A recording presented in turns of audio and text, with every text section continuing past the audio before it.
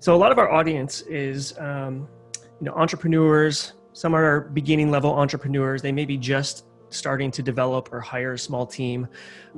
What are some of the things that you would recommend a newer entrepreneur do to get things sort of off on the right foot and not have to be trying to get out from behind the eight ball when it comes to leadership and developing a good team? Sometimes that's a big step for a lot of individuals who have never been in a leadership role, owning a business. You are the person everybody looks to on your team for the answers and for direction and for guidance and obviously that leadership. So what would be your recommendation to somebody who's starting to form a team, who really wants to get things off on the right foot? So I would say for each person, and this will be different, think about the team that was most effective in your life. What characteristics did the teammates have?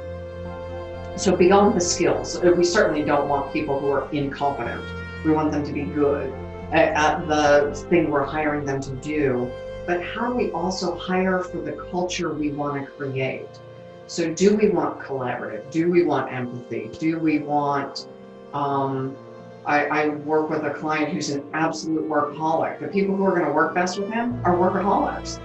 If someone wants a work-life balance and they're working for this guy, it's going to be a clash. He wants people who are independent, who don't need too much of his guidance. So how do I hire, if I am that gentleman, how do I hire people who are independent thinkers? There are other people who want much more team, joint decision making. So there's not a right or wrong. As the entrepreneur and the owner of the organization, I need to build a team that works well with me. Because what I don't want to do is hire a team and then have to change myself to meet their requirements. That's too hard. Right. So it sounds like, understanding the culture that you want to develop is key.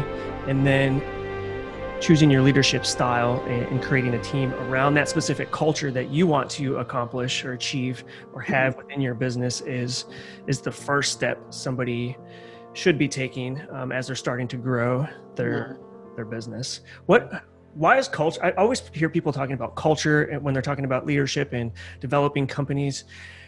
Why is culture so important? And what happens if you make like a wrong decision? You have this culture in mind of, say, independent thinkers and empathy, and you bring the wrong person on board. You make a wrong hire, and obviously that's way more important and dramatic, and it has a bigger impact when you're small. If you have 5 employees and you make one bad hire, 20% of your staff is out of alignment. So what would you recommend as far as hiring and what is culture, and how do you make sure that it stays in alignment with your goals?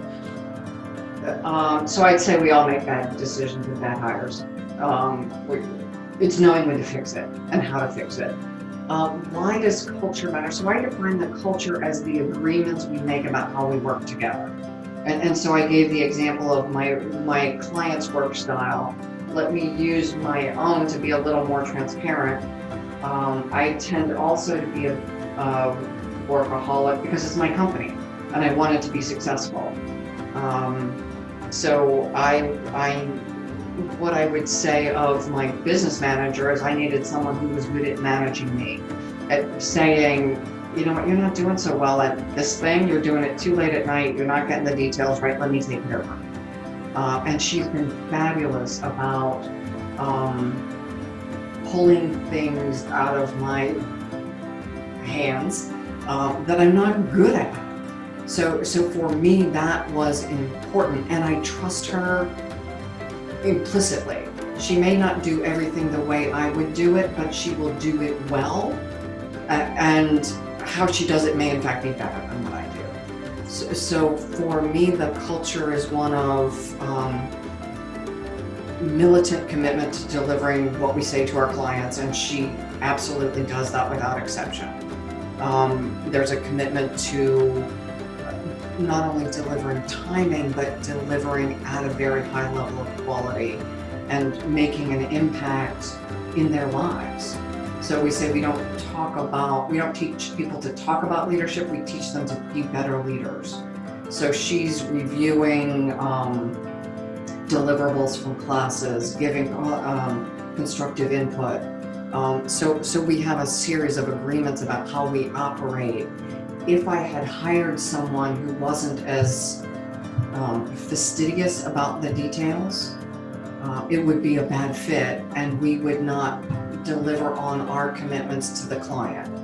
The commitments I believe I have to my clients, whether or not they believe I have them.